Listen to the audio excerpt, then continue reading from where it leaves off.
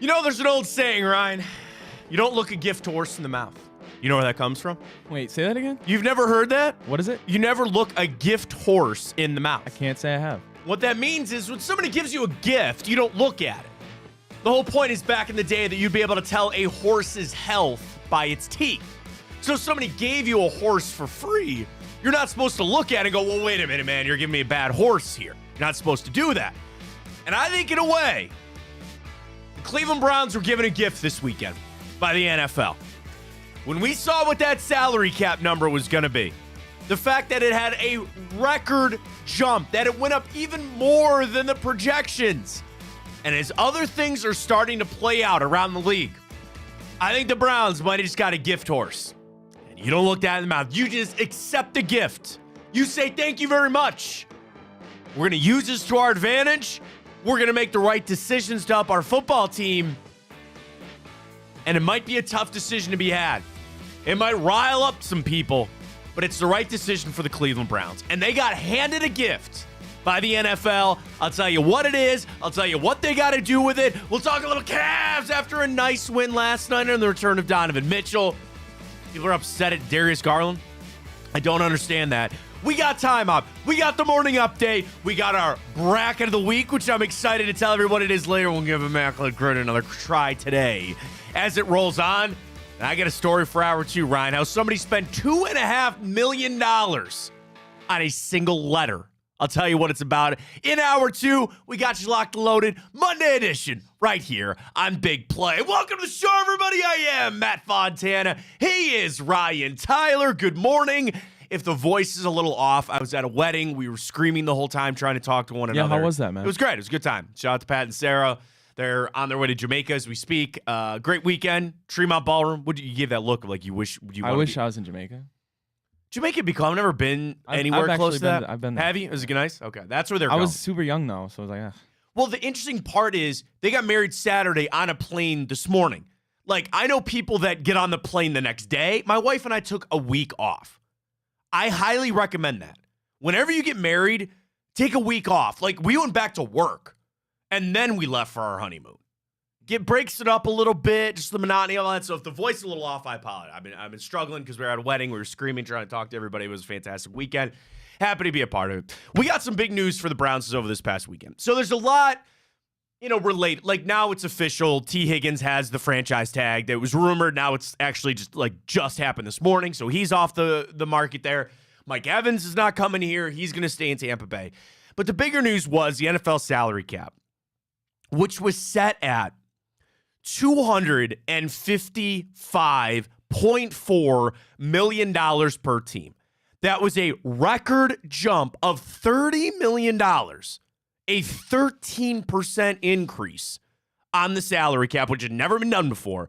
And I think the bigger thing here, Ryan, is it was over the projections. GMs and NFL teams were operating that they thought it'd be somewhere in like the 240s, right? Now you're up. You got a little bit more. So I click on over the cap, and the Browns were operating, somewhere around I think 11 or $14 million over the cap. Now you're only at 7.7 with the extra money out of the salary cap. Why am I bringing this up? Why did I start talking about gift horse and all that kind of stuff that Ryan never heard of?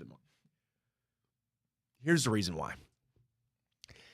I think this is all lining up for the Browns to not restructure Deshaun Watson this offseason. And when you don't do that, it starts the conversation of getting out of Deshaun Watson's contract. And I'm not here to make that declaration today that the Browns need to get out of this contract or that he's never going to be the guy. But what I've realized is this. You were gifted this extra money from the NFL. Then you have also been gifted from the fact that this free agent class is not going to be very good. I think as you continue to see the salary cap go up, and as you continue to see how the NFL operates, there will always be cuts. There will always be players, good players, that get cut. But the vast majority, especially with this Cleveland Browns team, run through that free agency list, Ryan. There's nobody on there that I go, oh my God, there's no Mike Evans. There's no T. Higgins that you can say, don't even let them sniff free agency. They're going to leave. So if I operate on two things, I was gifted extra money from the NFL, and this free agent class is not what you expect it to be. We are biting the bullet here. You take on most of that Watson deal this year. With the restructure, which I know people hear that term a lot, here's what it is. Deshaun Watson is a base salary of $46 million on the books with a cap hit guaranteed salary of 46 and a cap hit of $64 million. You restructure, you take a portion of that base salary and you turn it into a signing bonus. But when you do that, you have to spread the money out over, it's prorated over either the life of the contract or 5 years, whichever is shorter. And then you can add void years if you want to spread it out. I think everybody knows kind of where we're at when it comes to a restructure. You're kicking the can down the road. It's never that money doesn't count against your salary cap. It always will. It's just when do you want to do it? And I sit here, Ryan, and I see this. I see this now just being teed up for the Cleveland Browns to say, do it. Like, I'm really sitting here, and I know they got to get under the salary cap. They got to get, I would say, not even just $8 million to get under, but you got to make some moves eventually, right? You restructure Denzel Ward. I don't know, for some reason on over the cap, Ryan, it looks like Myles Garrett is already restructured, which I think is interesting. Maybe they know a little something. Maybe, I don't know. We know Nick Chubb's contract. I hope that gets restructured. If I'm the Browns, you do not touch a dollar of Deshaun Watson's money. You say that this is a year that we got the extra cash, and let's call it for what it is. I don't expect the Browns to do anything in free agency. I really don't. And that's not a negative thing. If you had to line this Browns team up tomorrow to go play a football game of just guys that are under contract, I'd still feel like we're a pretty damn good football team, right? I think this is a hell of a year to not have that problem. Exactly. That is a good job by Andrew Berry. Maybe it was just luck. I don't know. I'll give him the benefit of the doubt on this. You do not have marquee free agents, and you frankly don't need a lot. Now, I, again, like everybody, want a second wide receiver. But, okay, T. Higgins and Mike Evans and Michael Pittman, not happening. I didn't think they were. And you could try to go and find some, but even if, and I don't want to live in this world, but if I had to, I would. If you had to run that receiving core out there again with the same guys that you have, you could do a lot worse. So when I think of just how this is all kind of lined up, it makes sense to not touch Watson's contract. Now, the problem is, Ryan, if that happens, what's everybody going to start talking about? The Browns want out of the Deshaun Watson business. If they don't restructure him and they're basically saying, we're going to take some of this money on here because we got to pay it eventually. Now's as good a time as any. That's going to start people talking if they want out. You want to know what? That's not a bad thing. And we have to be able to have those conversations. We have got to be able to say there's a world that they eventually get rid of Deshaun Watson. Some people wanted that day to be today and tomorrow or yesterday. Other people want to see how it plays out. We got to have those tough conversations. But do you know what the Cleveland Browns have to do, Ryan? Maintain flexibility. One of the most powerful things that you can have as a pro team is flexibility. Cap flexibility, roster flexibility. And the Browns are a little constrained, as we know, on that deal. Here's your opportunity to maintain flexibility, to at least keep that window open that he's not the guy. And I'm not trying to make that conversation right now. There's a lot of people who want to talk about offseason. I have no idea. I'm just saying right now, with today, with the information that I'm operating on right now, you have been handed this giant gift. Now, people will scream, go use that extra money and go sign a player or bring somebody in to help. I understand that. But I think the biggest issue facing the Cleveland Browns right now is not having a number two. It's the Deshaun Watson contract. And I would love nothing more than for him to go out this year, play amazing, lead the Browns to a 12-5 record, Number one seed I'm saying in the East. That's the Cavs. Well, number one seed in the AFC. And we go into the playoffs. And you want to know what? At the end of the year, you were going to re-sign him to another deal anyway. There is no harm in just eating some of this now. And if he goes out there and he proves he's the guy and you can re-sign him to a deal and here's all the money and here's all this and that stuff, he doesn't do that. He doesn't play well. You don't want to be sitting there at the end of the season holding the bag going, what are we going to do now? We added these void years. Didn't pay off this money right now. I see it lining up. And the problem is, Ryan, that we as fans get so conditioned. We love draft picks, which we don't have. You love free agency discussions, which I'm telling you, I really am sitting here now with the primer. It ain't happening, man. It's really not. And listen, you know, a lot of elite players never see free agency. But, and I don't mean to take shots, and I'm not saying that they won't sign some free agents. They will. But if you go to anybody's top 50 or top 100 available free agents, there's some good play. Ryan, there's no, you know, like I like Justin Matabuke as well as much as anybody, right? Like he's a D tackle. You know, Josh Allen, not that one, the other one. The pass rusher, he's a good player. I'm not talking about Myles Garrett. I'm not talking about Micah Parsons. Like any team that truly tries to build their team through free agency will never get there. You have to have draft picks. You got to have cheap guys, too, from time to time. And you got to re-sign your draft picks and keep them around, all that kind of stuff. Sure, I get it. The Browns did it the right way. For the majority of the guys on the team they drafted or they traded for early, you went out, you splurged on Amari Cooper, you splurged on Deshaun Watson, you brought some of these guys in. Great. The good majority chunk of your guys are drafted. That's what you want. So I think we need to condition to not care about free agency anymore. Your team is built. The Cleveland Browns team, the structure, the core is here. And they're going to be here. That's the other nice thing. A good lot of these guys are not going anywhere. So if I, again, have the core locked up and cinched up, I have a year that it's down in free agency relative, and I don't have any money, do it. Do it. Don't touch the money. Don't restructure it for Deshaun Watson. And it'll light it up. It'll light people up going to they're trying to get out of the deal. You know what? Maybe they are. Maybe they are. And maybe that's the way we need to start operating. You can always go back and redo a deal. You can't come back in 2025 and go, yeah, man, we're not, you know, that deal kind of blew up in our face. Let us go back and restructure 2023 money. Can we go back and restructure 4 years ago? No, we can't do that. No. You're in the situation you're in, whether or not you like the deal or not. They better not do it, Ryan. Like, I'm sitting here really feeling, I think this is actually extremely pivotal. I think this is extremely important to see what the Cleveland Browns do here. You know, I'm not even, like, we're going to get Jack Duffin on this week from OBR. I'm the amateur of amateur capologists over here, okay? Jack knows what he's doing, and certainly Andrew Barry knows what he's doing. But if I can sit here on my base level understanding and say, man, we just had a giant window open for us here, you better jump through it. A door is probably more apt than a window. You got a door that just opened here for you. You better walk on through.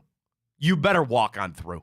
And whatever conversation happens, and I tell you this, I'll be one of the first ones to try to calm people here on this. Because if they don't restructure and people start getting loony and start getting crazy, I'm going to tell you, well, that's of course what they were going to do. That's the right thing to do. I'll remain to see. I think this is big, Ryan. I think this is really big as I'm starting to see what the Browns are going to do this offseason. Waiting on that. We know the franchise tag's not happening for anybody here. It goes to T. Higgins. They're not going to let Mike Evans go. I'm here, Michael Pittman. It just kind of, again, all lines up. What are you going to do?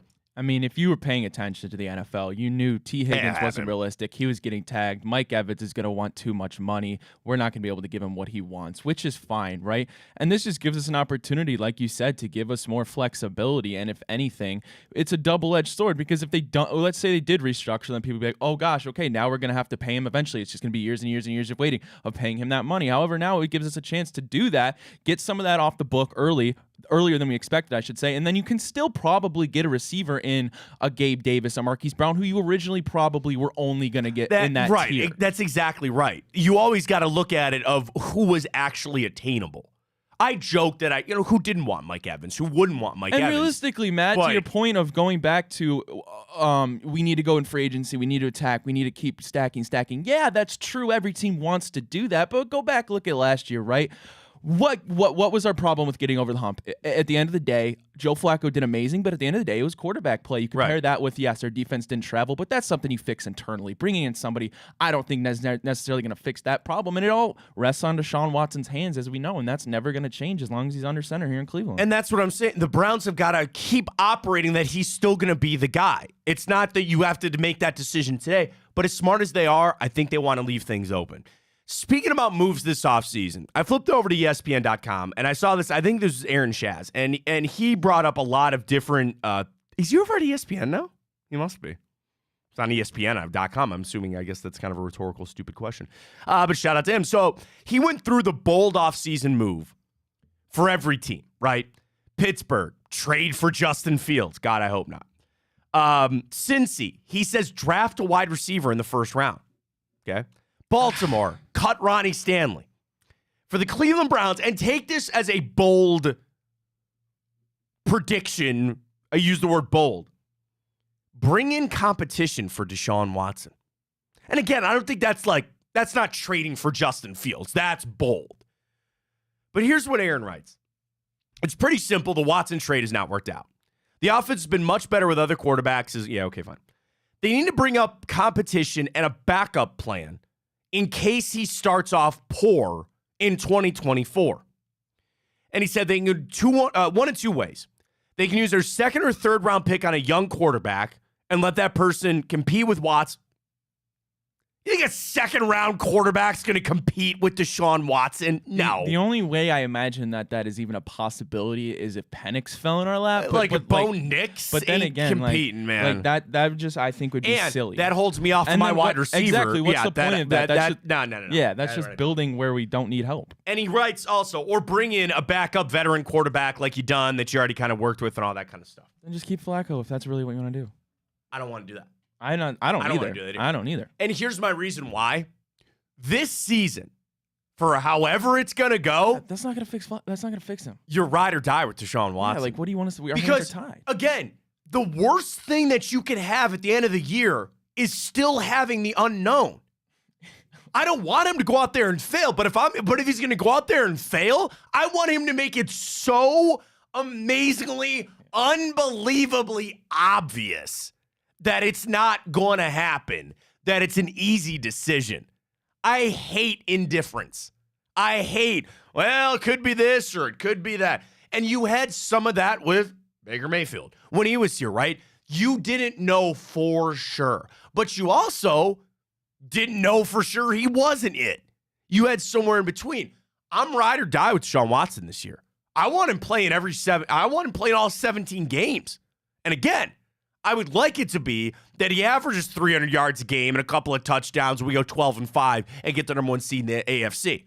That would be ideal. That's what I really want. But if that ain't going to happen, I need to know that answer too. And you only get that by him playing. Now, what Aaron's point is, and I'm not ripping Aaron for this, I think it's an interesting point. He's saying if it goes bad, you still need to try to keep it on the rails. You could have a season like you did this year, right? Or last year, where you keep it on the rails. You got to keep that locker room together. I understand all of that. But everybody in there knows as well as we do, you need Deshaun Watson in place so you get some answers. You need him to be out there. And where we sit right now, you don't have him. And then it comes to the contract, and then it comes to what the NFL has been able to do now. It all kind of piles up back in. Bringing in, that's not bold either. I don't think that's like a bold thing. No. So you want some of the other ones? Yeah. In the AFC? All right, so again, Aaron Shaz on ESPN, bold prediction. He goes by division. AFC East, trade away Stephon Diggs. Yeah, I'm fine with that. I agree. Can I just... No, that will never happen. Why do we need him? What's his contract? I'm looking it up right now. Okay. All right. Stephon Diggs. Contract. 2024, base of 18.5. Cap number of 27. That's a bad contract. That's not happening. It goes up and up and up and up and up and up and up. All right, maybe not happening for Stephon Diggs. Interesting. So I think about Miami cut their kicker. New England draft Marvin Harrison and wait on a quarterback later. I think they're going to go get a guy in free agency. I really think New England is going to be primed for a free agent quarterback. No, I mean if they can get the likes of like Kirk Cousins would be the ideal, right? Because Marvin Harrison, I think is clear. I think it's kind of the majority pick outside of quarterback, right? He's definitely the best player in the draft, hands down. And if you can go get Kirk Cousins, then that'd be your best bet. And even if you get a Russell Wilson or a Derek Carr. Did you see him come out and go, well, I hope I can still win Super Bowls in Denver? Russell said that? He said that. Does he not know he's getting cut March 1st? I don't, denial is a mother. It's a river in Egypt. He literally said, I hope to win a couple more Super Bowls, and I hope it's in Denver. Bro, you can go and follow them on Instagram. Me he hasn't started packing?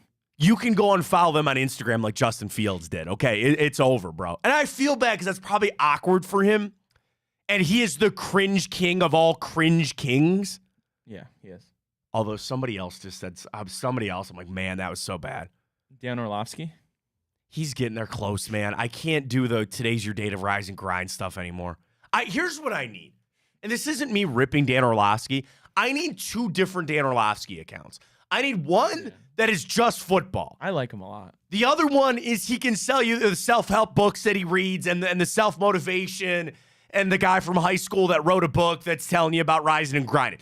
That can be one account. I want to follow the football account. Today's your day, man. Today's a new day.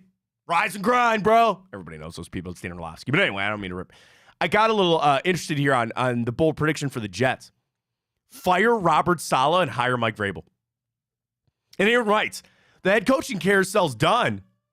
It's early. They're going to do a fire alarm this morning. They told us not till 9:30. How dare they? Is it that bad? I don't think. I can't really hear it much. I hear it. I hear it. I think it's only for a minute. It's just a fight. It's a drill. It's a drill, everybody. You can't see it on the thing and the flashing. I think we're good. I can check. Can you check it? I just want to hear to make sure that it's okay if we should. Because if we need to go to break, we'll go to break. They came in and said, hey, they're doing a fire alarm this morning, just so you guys know, and we know you tape, we're in here. They told us 9:30, so we were going to try to break. It's 9:23. That sounds fine.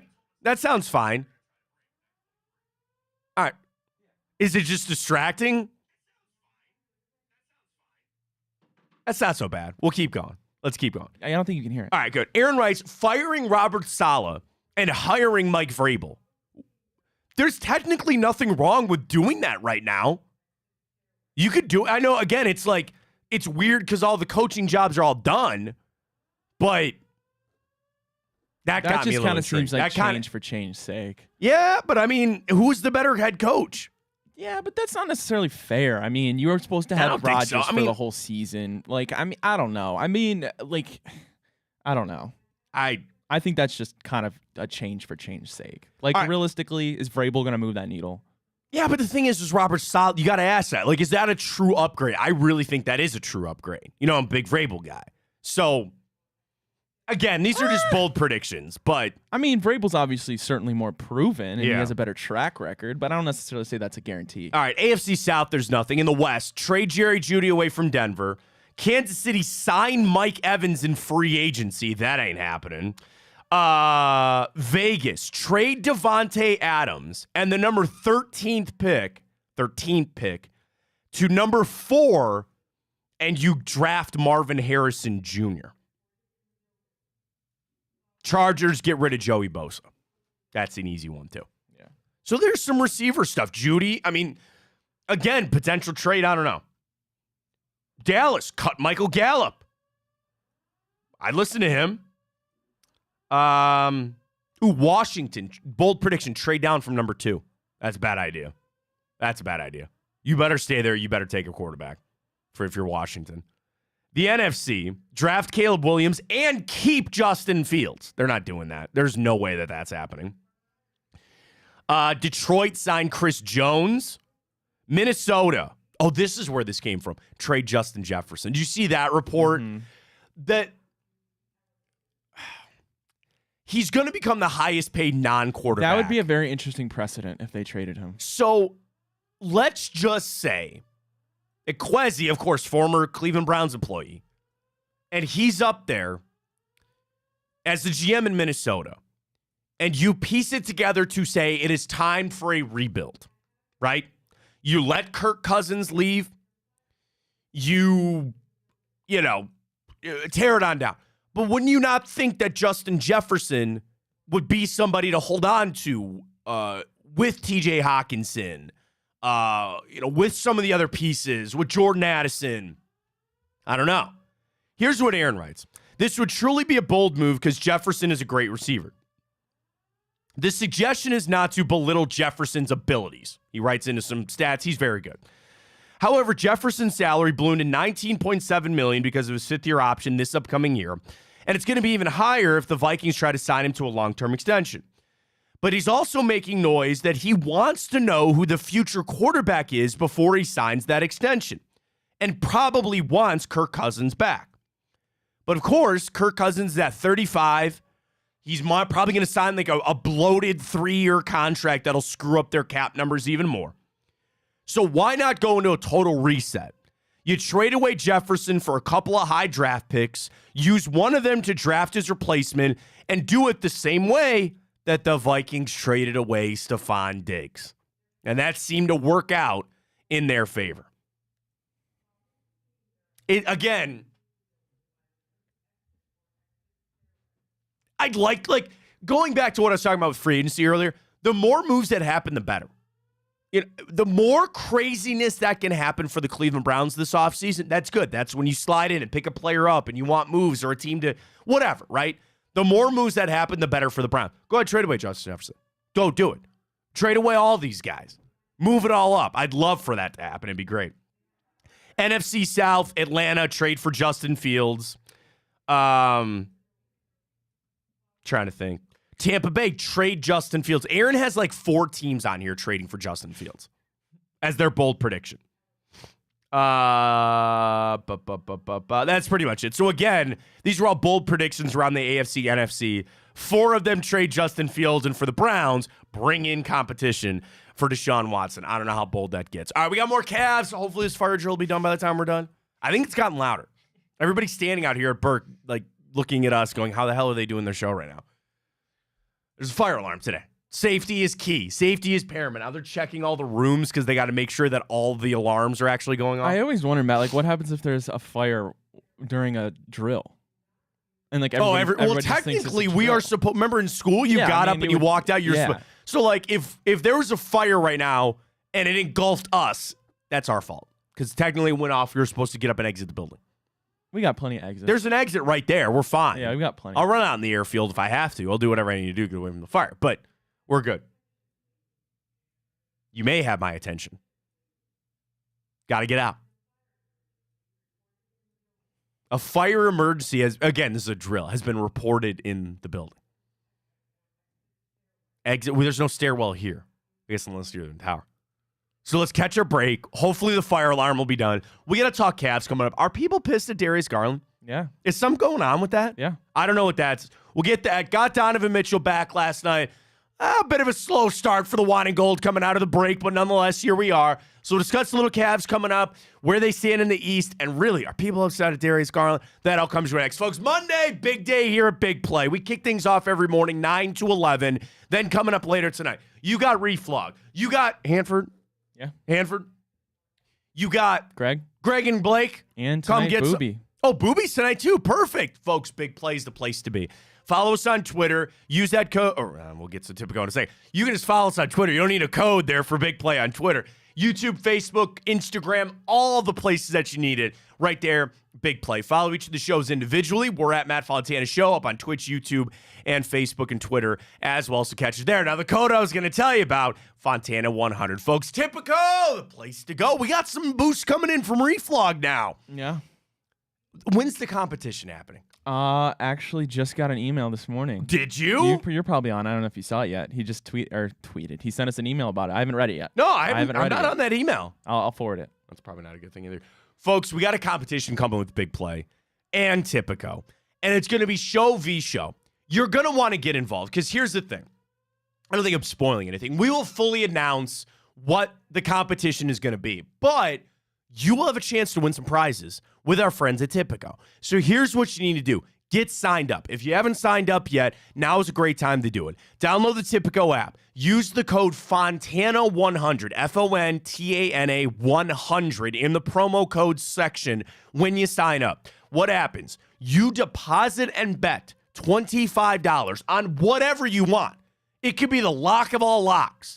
You just deposit and bet that, you're getting $100 in bonus bets. You build your bankroll a little bit, and now you're signed up. We got the tournament around the corner. We got playoff basketball before you know it, and you're geared up and ready to go. And when we kick off our little competition here at Big Play, you guys are going to be the victors in this because teams, basically this, you're going to want to be on our team. Yeah, absolutely. You are going to want to be on Ryan and my team because it is a competition between the shows. And it's a competition that if we had been keeping score, Ryan, I think we'd be in the lead. I think so. By a wide margin.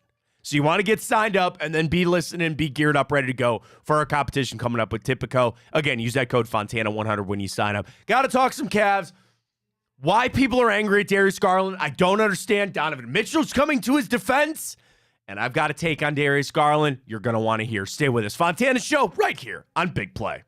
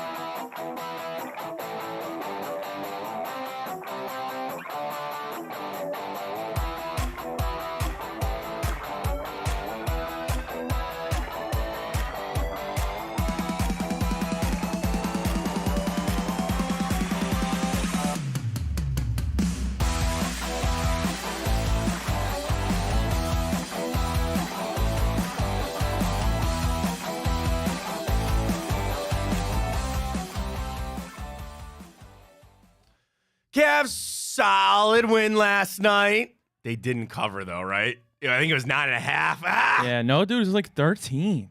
Oh, was it? Yeah. Oh, because they won by 9. I thought it maybe 9.5 in some places, but you're right. I think it was 13. Let's talk some Cavs. Why people are upset at Darius Garland, I don't know. Welcome back. Fontana show, fire drill and all here at Big Play. It'll be over. A whole wave of people just went that way. So there's probably only so many things we need to go. If you hear the fire alarm, we're okay. It's just a drill. We apologize. And we move on forward. So the Cavs got a nice win last night, even though, should they really struggle with the Wizards like that? The 2 games they dropped coming out of the All-Star break, you're like, all right. I mean, can you really be that upset about it? I'm not. Orlando kind of got you. I was really kind of shocked on that Philly game. And they came back and they got a solid win. The interesting thing is, though, Ryan, that in those 3 games coming back, 2 of which you did not have Donovan Mitchell, but you had to have Jared Allen lead you in scoring. Now, if I sit there and I told you in a 3-game stretch against what should be 2 playoff teams in Orlando and Philly, you lost those games. And Jared Allen was your leading scorer. So I would easily sit there and tell you that's not a recipe for success. I know that he's having a great year. Mobley with 21, which is great. It was a big guys game last night. They needed it. Nice 16 there from for Donovan Mitchell. But then there comes Darius Garland. And Donovan felt like he needed to speak out on this, Ryan. Now, there's quotes. We haven't seen the video. But apparently he's been hearing negativity when it comes on Darius Garland. Now, I go back to just his recent games. In the 3 games, 18, 20, and 17. This month of February, which again started out with him coming back off the jaw injury, playing some limited minutes and limited shots, he's averaging 14 points per game. Now, that is not good enough. You expect that to be more from Darius Garland. But what I think people also need to realize is that as this team took shape with Mobley and Garland being out, that they found their way without him. When they came back, you were going to reinsert them into the lineup, sure, but understand that eventually somebody's minutes, somebody's points, somebody's touches were going to get cut. And maybe we were all just being naive to sit there and say it wasn't going to be Darius Garland. Maybe it is right now. The problem is, and why people maybe would get upset, he re-signed a deal that he should not be averaging 14 points per game and being the guy that's got his minutes cut. Unfortunately, maybe that's the world we're in right now. In the same stretch, Evan Mobley is averaging over 16 points per game. Jared Allen averaging around that, I guess it's all relative. I think it's interesting. Do you have the quote from Donovan Mitchell? Can you read what Donovan Mitchell had to say about Darius Garland here? Yeah, absolutely. I'm on social media, and again, this is Donovan Mitchell. I'm on social media, and I feel like people aren't giving Darius Garland the benefit of the doubt. I want to speak on that because I think it's bullshit. At the end of the day, he is a kid that has proven himself not only to the Cleveland fan base, but the league as well. They're ready to rag on a kid for what? 1/2 of a season? I think it's bullshit. I've been wanting to say that. I do think that is obviously something that is boiled up. You don't see 2 tweets and feel like you need to go say something, right?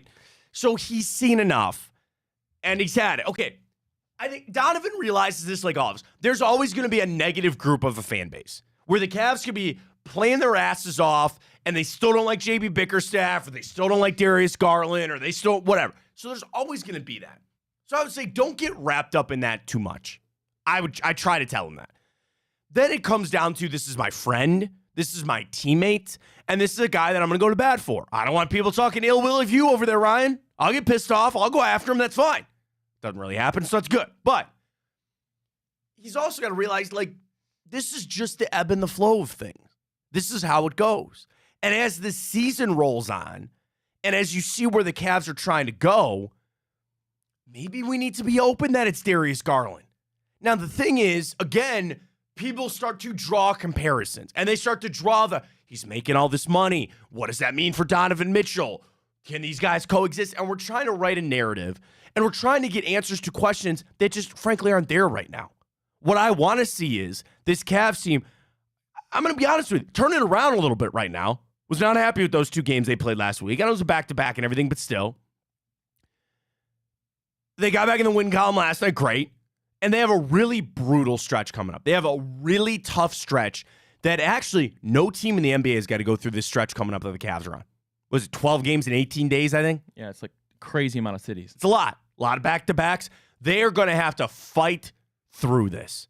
Now, as soon as they get through that, you're kind of on easy street out till the playoffs. And that's where I watched the standings, and I'm nervous to see where we at again this morning. Right now, 7.5 back of Boston, man. But now all of a sudden the Bucks are only a game behind us as well. Knicks are fading a little bit. Got a 3.5 game lead on them. So you feel good about where you're at in that too. But you got to start winning games. And I would say just not to like freak out. Yeah. And I get that people, they want Darius Garland because we're so conditioned that Darius Garland was the future of this team. And I'm not saying that he's not. It's just that his future might not be the one that you thought it was. And that's okay. And it's funny because I sit here and I'm talking about Deshaun Watson's contract and what the Browns are going to do and all that kind of money. And I guess I could come back to the comeback. It ain't our money to count. And it's not our problem to deal with it. And just know that Kobe Altman, again, you got to figure out the Donovan Mitchell money. I didn't even want to think about what I was about to say about if you had to trade away Darius Garland, whatever. He'll deal with that when time comes. That's the problem, Matt. People are trying to sit there and say, he better ship up or shape out. Because what was it, Matt? What was it? When shape up or ship out. What was it, Matt? When Darius and when Evan Mobley, when we knew they were going to be out for about 2 months, what was everybody saying? They were saying, trade Donovan while you can. Trade him while you can. Trade him while you can. Okay, fine. We stay afloat more than that, actually. We go on the best stretch in the NBA during that time, and we're sitting in the 2 seed. And then as soon as Evan Mobley and Darius Garland come back, what was it? Oh, now we can keep Donovan. He's our star. Trade Darius or trade Evan Mobley, right? They can't mesh together. Well, they found a way to do it heading into that last stretch in the All-Star break. They cracked out another 9 of their last 10. And now they want, because we dropped 2 games, to freak out and panic. And yes, this is a kid who has an injury history, right? He can't stop getting punched in the face. It's crazy, Matt. But at the end of the day, yeah, he's been back in basketball for what? As much time as he missed, like a month or 2. About a month, yeah. Let's relax. And again, to go back to Donovan, you love to see him sticking up for his friend. Because, yeah, you got to imagine it's maybe a little bit tough for Darius, right? We initially thought when he signed that contract, we didn't know we were getting Donovan Mitchell, like you said exactly. We thought he might have been the future of this team. And then it turns out it's more likely Mitchell because, realistically, yeah, Mitchell has a higher ceiling. He's a better player than Darius, as he's proven. But, let's take a step back, relax. We're still in that 2 seed.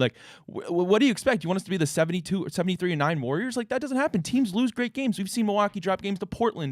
With Doc Rivers, they were dropping games back to back. It happens. We're not. Yeah, well, we might not be on a level right now, Boston. But let's relax. Let them get back. And Garland might show up next month and get back to who we expect him to be. Matt, nothing. Darius could go out here. And drop 340 balls in a row, right? Nothing's going to matter. Nothing's going to calm us down until you get that taste out of your mouth from the Knicks last year. And the only way to do that is into the playoffs. So it's if you know that that's the only thing that's going to fix it, why stress right now? I mean, people are stressed because it's actually starting to get to crunch time.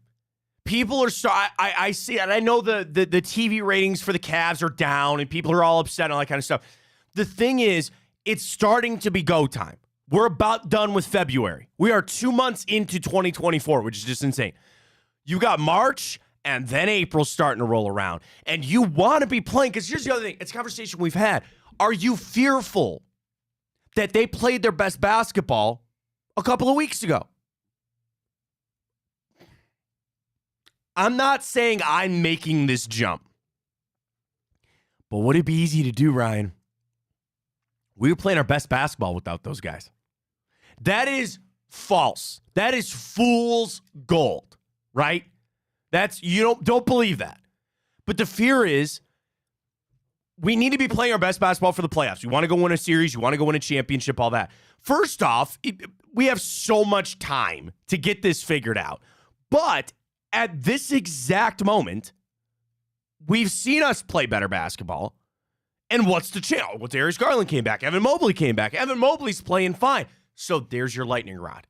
That you sit there and you want to drill it on Darius Garland. That's not fair. I know it's not. But that's what I think some fans are doing. And they're starting to understand playoffs are right here. Where are we going to stay? At the end of the day, I want to stay in the 2 seed. I'm just happy that we actually are going to get a top 4 seed. You would have to have an epic collapse. You would have to screw up royally to not have a top 4 seed. And that's all I asked for at the beginning of the season. So I can't complain. I can't sit here and start switching stuff on you. And that's what people love but to do. I know They did the do same because thing for they the Browns. saw them They did the play, same thing for the Browns. And you go, well, I know they're to a better level. I know they're better than just being a 4 seed. Okay, well, yeah, then they got up to almost 2. I'm happy that that's where they're at right now. I expect them to stay there. I want them to stay there. But I'm also not recalibrating to some huge, massive, unrealistic expectation. I still want them to win a series or 2. Outside of that, we'll see where it goes. But I'm also not sitting here saying, like, Darius Garland's some problem. And that's like, I actually, and this isn't, I'm not trying to disrespect Donovan Mitchell at all. I think he got hooked. I think he got hooked because, okay, let's call it for what it is. He saw that on social media, right? Where did he see it? He's pretty active on Twitter. I'm assuming that's where it was. So it was one of 2 things. Either somebody retweeted it and it got onto his timeline, or what I hope didn't happen is he went searching for it. And I will tell you this, when you go searching for it on social media, you're going to find it. And what do I mean by that? If you want to go search for Donovan Mitchell hate, I'll find it for you. You want to go search for LeBron James hate, I'll find it for you. Nikola Jokic, suspended and everything, is probably the best player in basketball right now, right? I will go find you Nuggets fans who hate him. I can find it. And just on the other side, I'll find people that'll throw bouquets. Ryan, I've got accounts that they changed their name to I Love Donovan Mitchell or Donovan Mitchell Fan Club account, whatever. If you search for it, you will find it. So if you don't really want to see it, don't search for it. If you really want to go out, the thing is, I do think social media can be a barometer, but you have to have such a large sample size. And for Donovan, again, this is wrong of me to do. I'm just casting this on him, and and I apologize for that. I think he saw a couple tweets, and it pissed him off, and he felt like he needed to say something. When in reality, most of us are understanding of the situation. Okay, I do have to say one thing, and this is not something about ripping on Darius Garland or anything like that, but I'm just going to say this. We are no longer coming off an injury, okay? Do you think that's a fair statement, Ryan? He had a month of basketball where in February he played 1, 2, 3, 4, 5, 6, 7, 8, 9, 10. He played 11 games. I think that's fair. In this month. In the last 3 games alone, he's averaged somewhere around 35 minutes. The minute restriction is gone. He's played at least 30 minutes in the last 5 games. And I'll say the same thing for Evan Mobley. That is now done.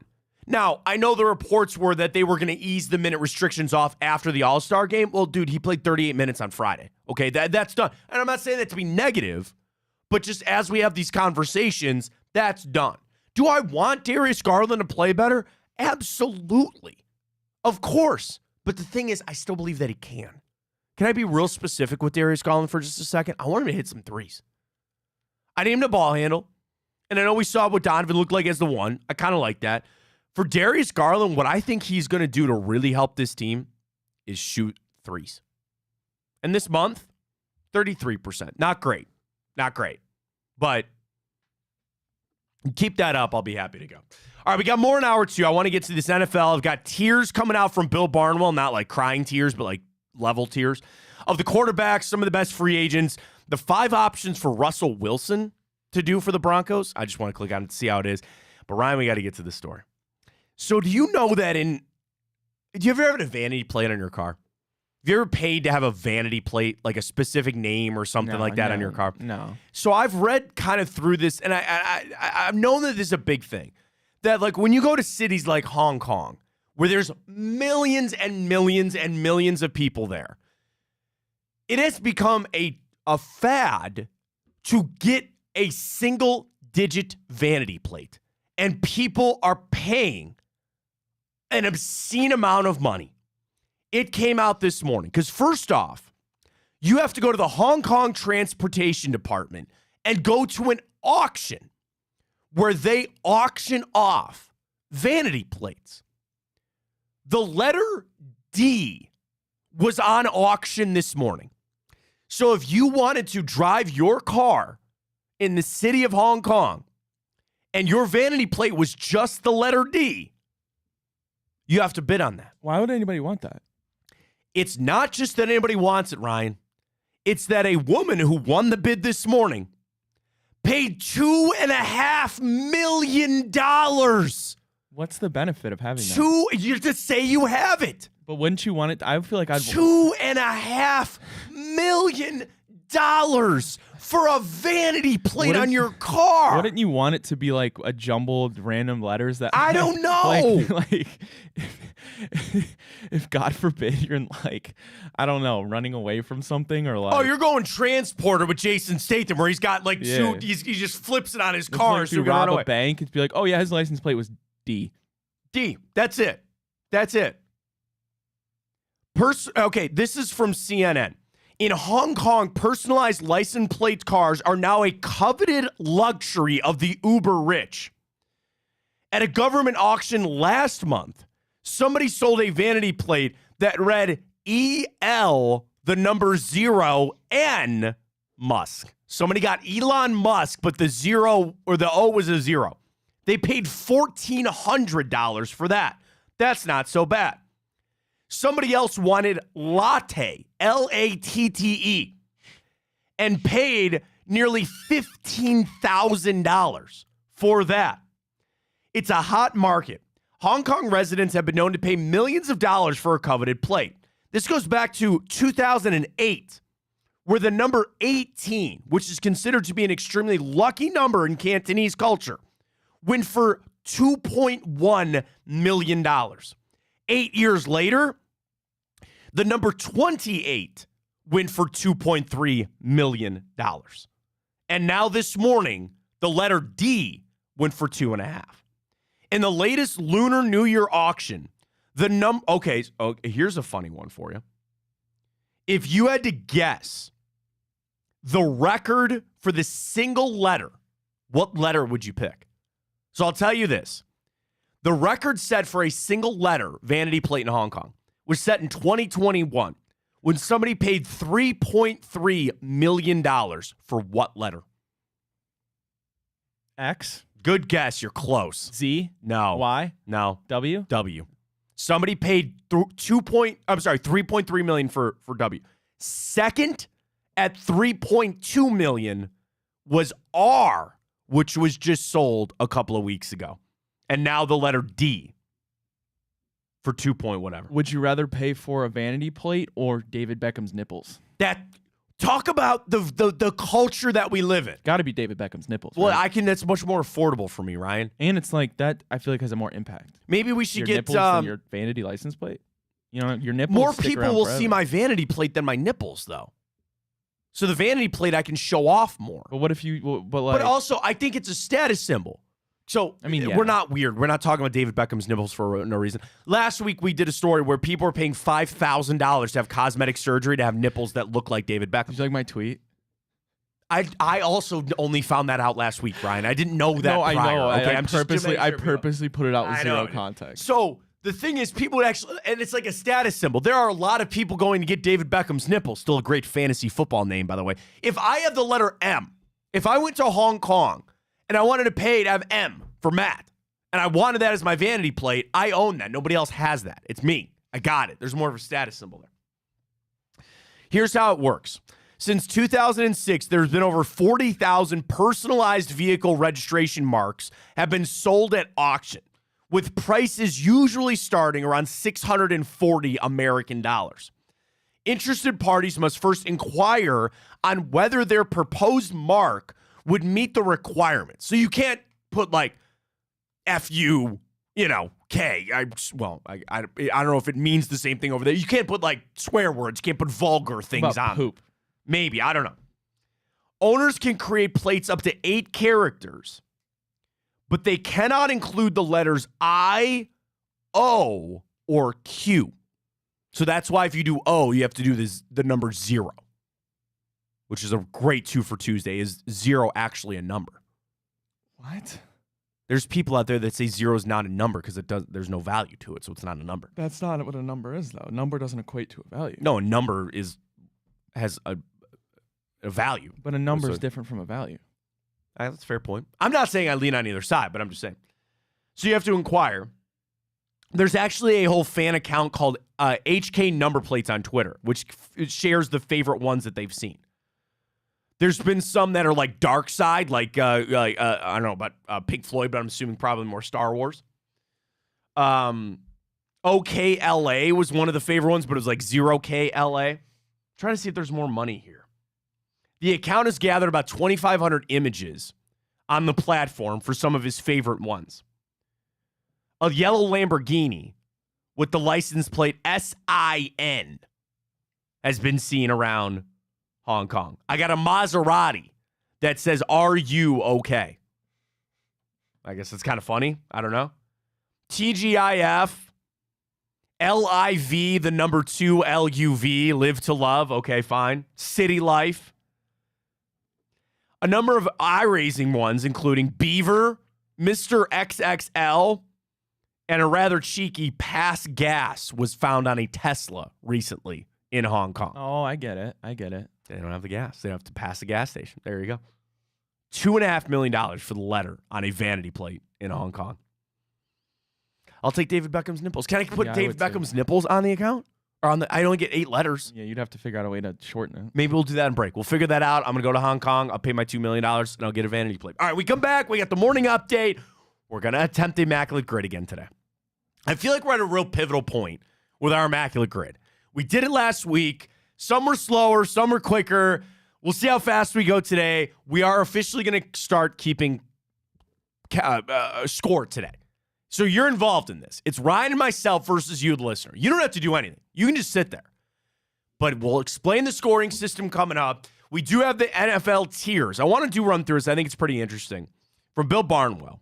Tiers of quarterbacks, franchise players, and he did tight ends and offensive line. I'm not really interested in that, but I wanted to go through the quarterbacks that he's got available for that. We'll talk maybe a little Russell Wilson. We got time up. We got our bracket reveal. We'll get to our Tipico boost tonight as well with our friends at Tipico using the code Fontana100. But we got the morning update comes your way next. Fontana Show right here on Big Play.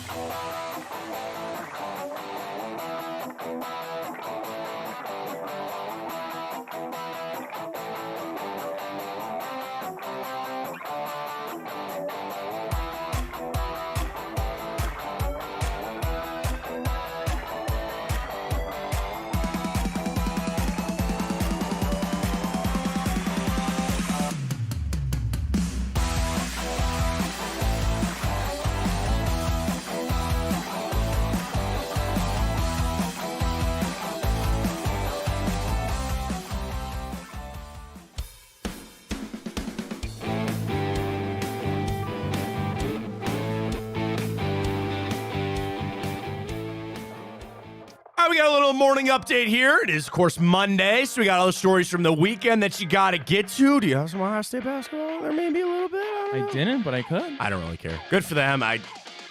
Congratulations. That's all I know. That's all I got. Ryan, take it away. Morning update, the stories that you do have ready to go.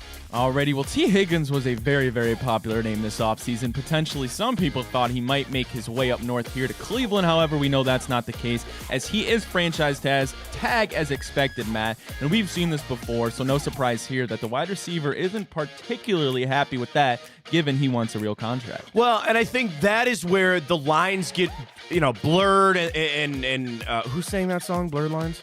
Who was that? Robin Thicke? That's right. R.I.P. to Alan Thicke. Has he ever done anything since? He hosts, not host, but he's a judge on The Masked Singer. Oh, really? That's the only place I know him from. Can't say I ever watched that show. Anyway, I digress. Here's where things get muddy. The whole point of the franchise tag is to buy you more time to get a long-term deal done. Now, do we actually believe that they're going to get a long-term deal done with T. Higgins? Probably not. So that's where the players are calling, this is bullcrap, right? You are forcing our services. Well, again, you get a lot of good money in that time, but what's the fear of a player? And I hope this does not happen. But what? T. Higgins goes out, suffers an injury. While he could have signed a 5-year deal with all this money this offseason, he can't because the salary or the franchise tag now. And then what happens next offseason? The Bengals just discard him, and he might not ever get the money that he expected to get. That's the dirty side of it. Let me ask you this, and this is just us. We're not NFL GMs. We're certainly not players. Brian, do you think the franchise tag is a good thing? I actually don't. Because for who? Just in general, do you think it's good for football? Because I don't think teams are actually using it the way that they should. So I sit here as a fan, like say the Browns had a player like T. Higgins. You know what I want? Them to sign to a long-term deal. I don't want the team to be able to weasel out of this stuff. Now, there's two sides to tango, and there's always negotiation. So if you said, well, the franchise tag is giving us this continued window to try to get that deal done, okay, fine. I guess I don't think it's good. I really don't think that the franchise tag is being used properly. And again, there are a lot of teams too. We did that last week. So what would be a proper use of it, in your opinion? If you franchise tag a guy like T. Higgins and you don't get a long-term deal done, there should be some other repercussion there.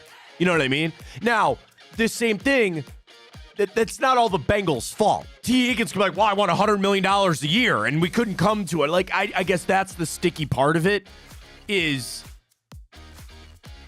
like, I guess, let me put it this way, Ryan. How many guys, and I'd love to know if there's a statistic on this, and I'm sure there is. How many guys that are franchised had actually signed a long-term deal?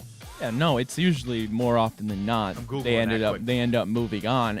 But we know the NFL is a business, and I mean at the end of the day, they're getting paid tens of millions of dollars. So like, yeah, I get where the player's coming from 1,000%, but I also understand where the team's coming from because exactly like you said. This is sporting news, okay?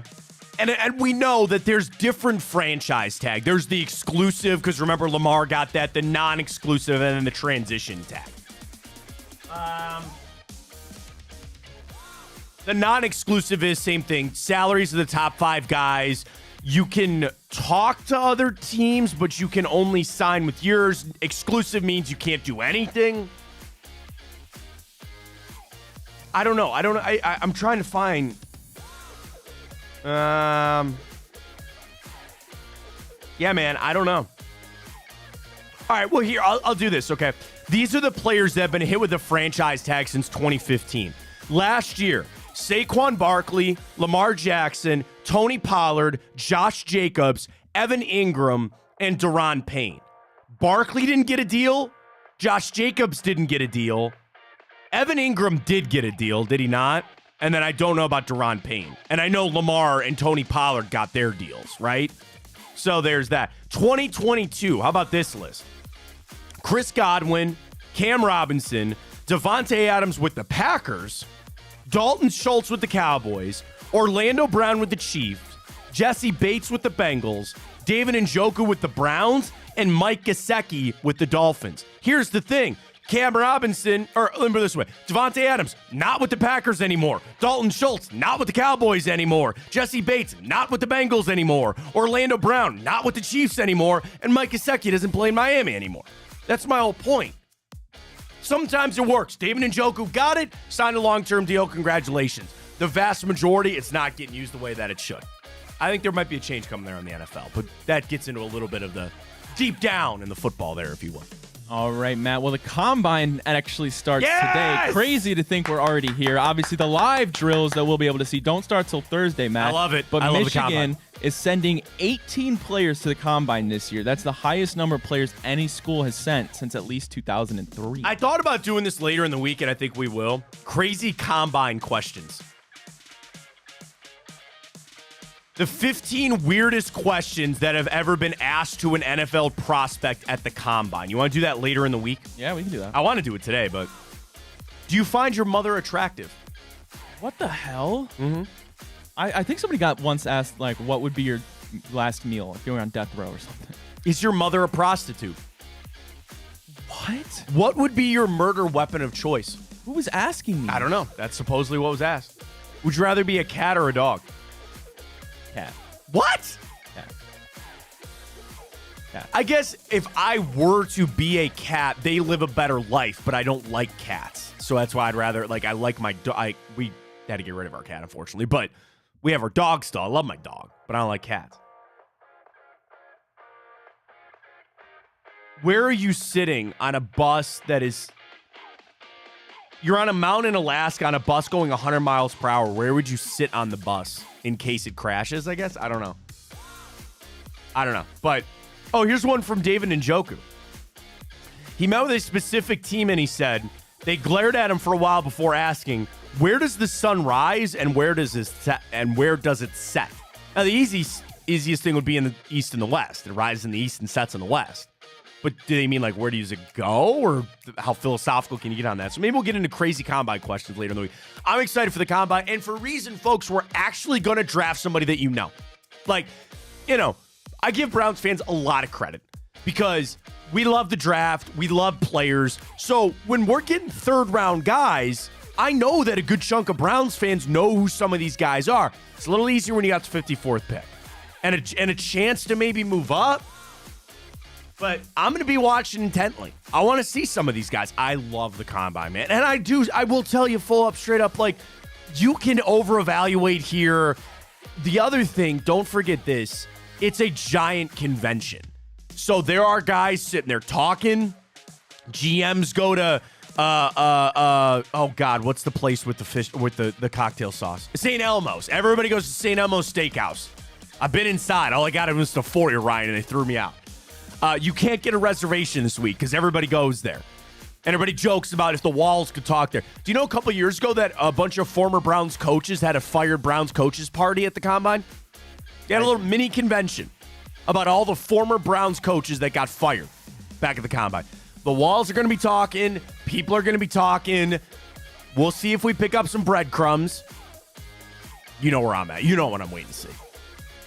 We get that Greg Newsome. And I'm not trying to run Greg Newsome out of town. I just think there's a lot of sense to be made there, but I digress. I want to see something comes out this week. I think something might be a little, again, something is going to get leaked out. People are going to be talking. I can't wait for the players. The workouts don't start until Thursday, though. It's a whole big thing. They go from medical, that's the thing. Sometimes they discover, there's sometimes life-saving stories. They discover a heart issue or the negative ones. Remember Jarvis Jones? He got found out he had spinal stenosis and all that other stuff. There's going to be a lot that comes out. Combine week is here. Browns are already there. It's going to be a great week in Indy. I'm excited to see it. And I finally have NFL Network back so I can actually watch. I didn't have it for 3 years. Finally got it back. AT&T, I love and hate you. I really do. Well, former NFL quarterback and MVP Cam Newton is back in the news, but not for something great, Matt. I don't know if you saw the video. I did see the video, but there was a video that surfaced Sunday that appears he was involved in a scuffle at a 7-on-7 youth football tournament in Atlanta, and it seemed like he was heavily unmatched. It looked like a 3v1, and he was just getting jumped, but Cam Newton held his own, but it is not yet disclosed what really caused that confrontation. I don't understand that. I know that Cam is a pretty polarizing guy just on his podcast and stuff like that, but Yeah, especially when it was like 5 and 6 on 1. Like, that's some scary Cam stuff. was just towering over. I know he was, and I'm thankful he didn't get like really, really hurt on it. I mean, I've never had somebody come up to me and threaten to fight me over the job that I have. I had to stop somebody else from doing that, though. I think I know. Did I tell you that story? Yeah, you did. I don't think he minds telling me this story, but I'll put it this way. I won't say who. Yeah. We were doing and I was literally like in my second year. This was so long ago. I don't even know if I was on the payroll yet. I think I was. Was this the one in the Browns locker room? No. Oh, I'm thinking something different. No, I don't think I ever told you this story. Then maybe you didn't. I don't think Aaron would mind. Okay, so this is what happened was I worked at ESPN Cleveland for a long time. And Aaron Goldhammer gets people riled up. He gets people very upset.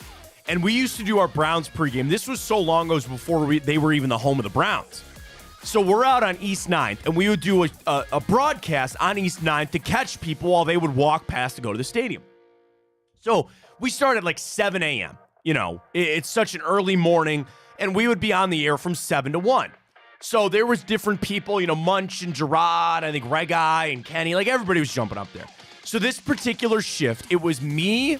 I was just producing. I was just running the board, right? Me, Munch, and Aaron. And they're talking Browns, right? And all of a sudden, Ryan, I'll never forget this. A bright yellow Chevy Monte Carlo slams its brakes on in the middle of East 9 and pulls over. And this guy gets out of the car and he walks up to our stage and he wants to fight Aaron. He starts pointing at people because he didn't know what he looked like. So he pointed at me and he said, "Are you Goldhammer?" And I go, "Yeah, I'm Aaron. What do you want?" And he goes, "You're not Aaron." And he goes, "Munch." He knows Munch. And then he sees Aaron. And he tried to come up onto the stage. And Munch went over there, and then I did too. And then thankfully, our general manager at the time, Keith Williams, Keith's a big dude. Keith's even bigger than me. So he's a perfect bouncer. And he grabbed this guy. They had like escort him away. He wanted. Know what the beef was about? No, I don't know. Probably Aaron said something about trading Nick Chubb. That's just funny because that happened 13 years ago. But I'm just saying, like, you know, Aaron. And I love Aaron. So that's why I was like, I didn't want him to get. But this guy literally walked up. He wanted to fight Aaron straight up. Wanted to punch him. And Munch got in the way. Munch had the line. He goes, "If you fight him, you're going to have to fight me, brother." And nobody wants to fight Munch. Who would want to fight Munch? What are you talking about? So, yeah. So, I'm just saying, I've seen it happen before. That is like it's kind of the game that you play with people, you know, like when you're out and about. And the thing is, we talk sports, right? Imagine how pissed off people get at political people, right? Or, you know, people like, I don't know. I think it's crazy. I'm glad that Cam is okay and he didn't, you know, get into a serious issue there. But yeah, let's not fight people. Let's not do that. Not a good idea. Alrighty, well, lastly here for the morning update, Matt, a report came out this morning, but really to no surprise, the Chiefs plan on giving Andy Reid. He will now be the highest paid coach in the NFL. And I want to ask you, Matt, do you think he's the best head coach in the NFL right now? Yeah, he's got to be. I mean, the record speaks for itself. I think the offensive innovation and the fact that over the last 2 years, it was their own problem, but they overcame getting rid of Tyreek Hill.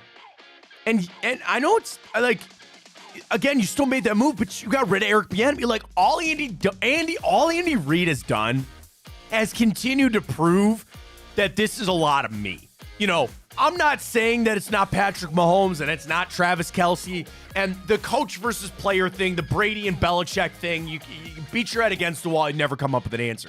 But with a guy like Andy Reid, it is undeniable, absolutely undeniable about his importance to that team and what he does. He should be the highest paid. I think he's going to be. If I'm him, the only problem is you're getting this deal. What? Didn't he like 68? 65. See, okay, not so bad. I believe. Somewhere around there. He's got some time. Because what you want to do is get some deal like this when you're still in your 50s, you know, and be able to ride it out. I think he's probably pretty close, but this is the one to figure it on out, walk off into the sunset. That's the way to do it. So good for Andy Reid. Congratulations to him. Very well deserved. Where's Stefanski's deal? I sent a tweet out, and I'll run from it. I thought it was going to be very close. I'm not in the Browns breaking news business. That's not my business. I will turn you to Mary Kay and Tony and Daryl and Ashley and Dan and Scott and everybody else. That's what they do. Chris Easterling, all those guys. They're great. They're fantastic. But I do know some people. Somebody dropped me a little like they thought it'd be before the combine. And I guess it's still the week of the combine. but maybe not. And I know Jack, by the way, shout out to Jack Duffin, during our show 30 minutes ago, sent a tweet out about why there's zero reason to not restructure Watson. So here I am, setting up a great interview for tomorrow, if we get him on tomorrow, where I said I view it as there's a lot of reasons to not restructure him and just let it ride out. And Jack is saying, no. There is no reason to not do it. We go back and forth. We'll figure it out. But regardless, Jack felt like May, June, somewhere around there. I thought they might have it done already. Maybe they do. Maybe they're waiting to announcement. I don't know. You want to read Jack's tweet before we get to Immaculate Grid? Because that's straight up to do with the Watsons. So we started the show talking about Sean Watson. And I just want to frame my point of the argument here that you got an unprecedented jump in the salary cap. It was even higher than you expected it to be. So if you're given this extra money and what is shaping up to be an underwhelming free agency class, you eat up a good chunk of Watson's contract this year to maybe leave the flexibility that they can move on from him if needed. Now, Jack and Jake Burns, both of the OBR, there's a world, and I know they do a great job at the OBR. I want to moderate a table with them. You know what I mean? Like, could you imagine just Brown talk with Jack and Fred and Brad and Noah, everybody? Just sit them down. We just go back and forth. Write that idea down. That's a good idea. Here's Jack's tweet on it. There's zero reason for the Browns not to restructure Watson this offseason. Restructures are all about creating cap flexibility to make moves in the future so Jimmy can outspend the league. A lot of the space they create will be rolled over. Don't forget that. You can roll over cap space. But there's an irrational fear of dead cap, too. And then somebody tweeted that Jake had an interesting take on it last week. Would be interesting to hear talk about it. Restructuring Watson basically locks him into being a Brown through 2026, where not doing it only locks him in through 2025. And Jack said, I don't agree with that. He's locked in through year 4 either way. Trading off a year comes down to $46 million. A team is willing to eat on that deal, most likely so he warms the bench in the final year. And then Jake got in and talked about okay, so again, those guys are going back and forth a little respectfully, talking about the money that the dead cap would be on the Browns. So I guess I look at it and say, why not eat up a good chunk? Because again, the more money here's the way that I view it. The more money that you pay, again, you had a $230 million contract that was broken up over that 5 years, right? And there's money allocated to each year. And when you restructure, what you're doing is taking a chunk out of this year and sprinkling it on the other years. But you still inevitably have to apply that money to your cap. I'm looking at, why not take a chunk out of it right now? It's almost like, again, maybe this is not the right way. It's like a mortgage on your house. You can keep refinancing, but you're still eventually going to have to pay that money. And here I am with an opportunity. Why don't I just take a big chunk out of this?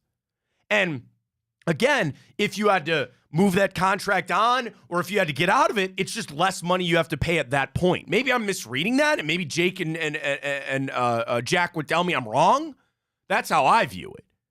So I get where Jack is coming from. You want to maintain flexibility, and you want to be able to, but when I look at it from this standpoint too, I think you have an easy restructure with Denzel Ward. I think you have an easy restructure with Amari Cooper. And you have Nick Chubb, who's going to get a deal redone. And I want Nick Chubb back on this team, but Yumi and everybody knows it ain't going to be on that 11.7 that he's going to play on. I know that. You know that. They'll redo that. The other one that I thought about was, you know who actually makes a lot of sense for a restructure? Jed Wills. If you know that he's got to be here, and he's going to be here, then that 14.1 that he's owed for his 5th year, you just eat it up. Or, some people don't want to hear this, do you sign him to an extension and he's your starting left tackle for the next 4 years? Seriously. That'd be a cap solution here. And Jed is so polarizing, I get it. But I would tell you, you could do a lot worse than Jed Wills, your starting left tackle. I know he's been injured. I know his play's been up and down, but I'm just saying. Those are all things that Andrew Barry's going to have to figure out eventually as they go on. All right, Ryan, we got to get this figured out. It is time for our Immaculate Grid. Here we are. One of our newer segments here on the show. We dabbled last week, got our asses kicked. We got to have a big bounce back. We got to bounce back. So here's how it works. Today is day one of our official scoring on the Immaculate Grid. Ryan and I are on a team, and I also thought about putting a time constraint on this. To say we have to do it within, 8 minutes? Something like that. There's 9 groups, so we should really do maybe 9 minutes. We'll talk about that later. Here's how the scoring works. If Ryan and I fill out the whole grid, we only get 1 point. Any open grid gives the fans 1 point each. So you could really double up on this. Here's how Immaculate Grid works. You got to go across and up and down. So we need a Cardinal and a Panther today. We need a Cardinal and a Brown. We need a Commander and a Brown. And the final one there, I can't read it. 10 plus sacks in a season? Yep. In a season, okay? So it's that simple as we go on with day one of the week. And really day one of the scoring for the Immaculate Grid. Ryan, I've already got some names. I'm feeling really good about this already. Okay, so where would you like to start? I'm going to start at the top. You want to do Browns? I was going to do Panthers. All right, Panthers, Cardinals. I have one in mind, do you? Yeah, Robbie Anderson. That's exactly what I was saying. Now, the thing is, now it's Chosen what's Anderson. his name? Is it Chosen Anderson? Is it Robbie Chosen? And we're going to give ourselves a pass. It says Robbie Chosen. Click so, on it. yeah. That's going to be good. All right, we're off to a good start here. 1 for 1 as we were on. And by the way, we only get 9 guesses, so we can't screw this up. Cardinals, Browns. Oh, man. Okay, this might be a little harder than I thought. No, we just need to think a little bit. A little bit here, okay. Why do I feel like there's a wide receiver, also like Robbie Anderson, that I'm missing on this? Oh, man. Okay, all right. Well, technically, he never played in a game for us, but Kenyon Drake was on our practice squad. I thought about that, but I don't think that counts. Oh, was Ernest Biner? Did he not go to the Cardinals after us? Before my time, brother. Will you give me the Google on that? I don't know if we can do that, man. What? I think it was either Biner. I don't think it was. I feel semi-confident about Ernest Biner playing for the Cardinals. Should we rip Now, it? Or? well, let's go do some other ones, and then we'll come back. Because here's the other thing. If you counted for coaches, Stump Mitchell played for the Cardinals and coached for the Browns, but that doesn't really count there. Well, 10 sacks. That's J.J. Watt. Yeah. Put him in there because we're not going to use him up for anybody else. Okay, so J.J. Watt there. All right, to the Commanders we go. Commanders 10 plus sacks. I would think Ryan Kerrigan's an easy answer there. I was going to say Montez Sweat. Yeah, that's probably an easier one. He's had to have had, a 10 plus. That's what I'm saying. Like Kerrigan, I feel like had to have at some point. I don't know any other legacy type Commanders / former team name. Chase Young's not had a great start. I would not put Chase Young in there. I don't feel confident. Yeah, I don't either. It's up to you, Montez Sweat or Ryan Kerrigan. I would rip either one of those. Well, we'll do Kerrigan. All right, give Ryan Kerrigan a try. I think he's had to have had 10 sacks. He played linebacker, right? Yeah, he was an outside linebacker. He's a pass rusher. Okay. All right, we're good. Just a little nervous there. All right, anything sticking out for you? Washington, Carolina. Ted Ginn didn't play for the Commanders. No, I don't think he played for the Commanders. No. Oh, I got a really good one. Joey Sly, the kicker. Wow. Yeah, you like that pull, baby? Yeah. You know that's right, too. 100% that's right. Yeah, 3%. 3%. Woo! Yeah. Suck it, Immaculate Grid. All right. I'm telling you, kickers are the key to this whole thing. I'm telling you. If we just lock down kickers, oh my God. Oh, yeah. Are you talking about going for Browns Cardinals? Go ahead and write them on in. Wait, I feel like there's multiple. Well, who am I thinking of? Oh my God, I can't remember his name. Phil Dawson. Oh, okay. Why, who were you thinking of? I didn't at one point. Oh, Dave Zastudil. We could put Dave in there, too. Shout out to Dave. Go Phil. I know Phil kicked for the Cardinals. So 2%. That's all right. Wow, Phil looks smoking. old. Smoking on the Immaculate Grid today. Browns Commanders. Huh. Oh my God, I got one. I got one that takes you You're on way fire back today. in the machine. Sean Laval. I don't even know Former who that is. guard, SHAWN is Sean. And then Laval. yep. Put that in. 0.3%. This rarity score is going to go nuts. Take that, immaculate grid. F Now off. it's all Jets here. Jets, All right, Jets. 10 plus sacks. Well, Jets, Browns, I've got to do one. Jason Trusnick. yeah, He's my step cousin. I was gonna do Terrell Pryor, Oh, that works too. but we can do Trusnick. Trusnick's going to give us a little better local score. love, a little Yeah, local and love. shout out to him. Now he's the head coach at Strongsville. Did you see that? He went to Nordonia. Nordonia, that's right. That's right. 0.04%. Let's go. Let's go. All right, Jets 10 plus sacks. I mean, Quinnen Williams. I don't know if he got 10 though. I'm assuming That's a lot he for an would inside have. though. Yeah, I do not like.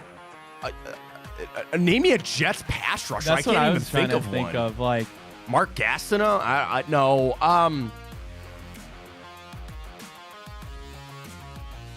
Quinnen Williams has to have had 10 sacks. I think he's got to have 10 sacks. Go for it. 2 ends in Quinnen, I think, by the way. Okay, I don't want to mess this up, Matt. I would feel pretty good about it. No! Wait. What? We got it. We got it. We got did? It. Oh, my It God. was delayed. Oh, my God. I got so nervous on that. All right, Panthers, Jets, and we win, Matt. Panthers, Jets, and we start off immaculate grid this week with a point from Matt and Ryan. We could have used Robbie Anderson for that too, couldn't we have? Yes, we could have. But again, I think that might have been tougher. I feel a little bit better about Panthers, Jets. Oh, man. Okay, maybe I don't. There's got to be a quarterback. Yeah. There's got to be a quarterback. Jake Delhomme didn't play for New York. Fitzpatrick? I don't think he ever played in Carolina. Are you sure? I'm pretty sure. I don't think so. I could be wrong. I mean, write that down. Ryan Fitzpatrick's our cheat code on this. I kind of somehow like a kicker, too, for some reason. I don't know.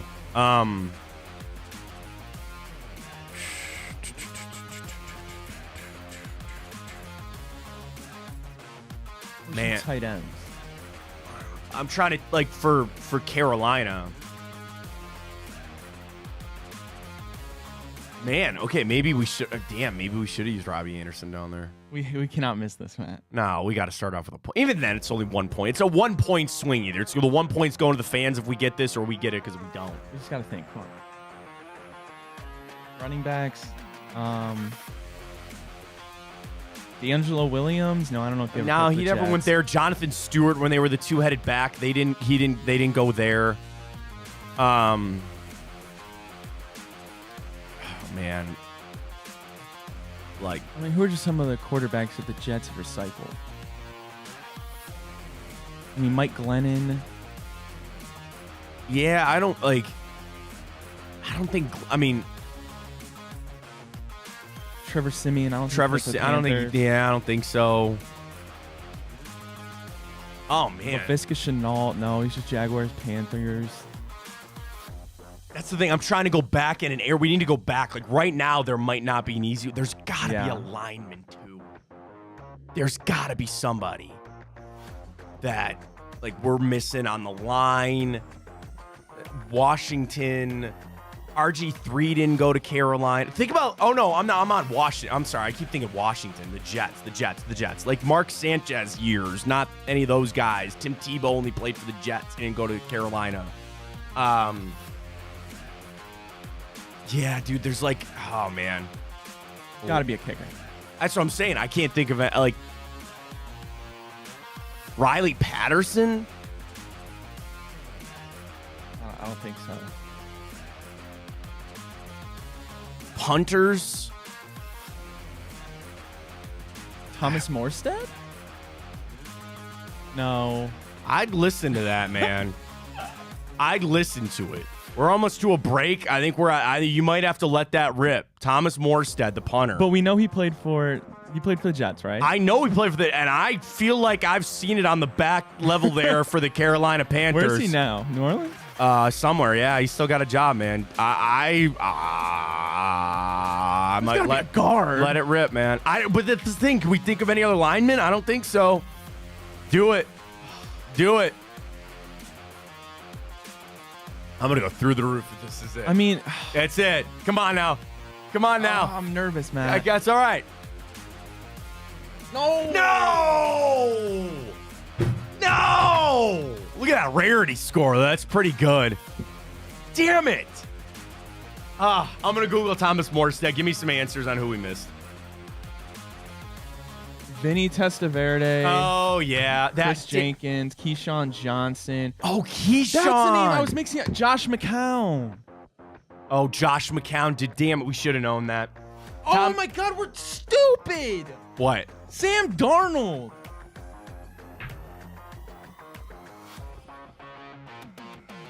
Thomas Morstead's played for the Saints, the Jets, Falcons, Dolphins, and the Jets again. That's where he's been. We're learning, man. We're learning. So Ryan's going to keep score day one. That is a point for you, the listeners out there. You're up 1-0 with the Immaculate Grid. I'm so upset. I know. Damn it, Darnold, man. You just get blinders on. Yeah, it's impossible. I need to start doing some draft. We need to start going through on draft histories on some of these teams and get it lined up and ready to go. All right, good stuff on Immaculate Grid. When we come back, we're to jump into timeout. We get our bracket reveal from the week. We'll get to that coming up as well. Stay with us. Fontana Show right here on Big Play.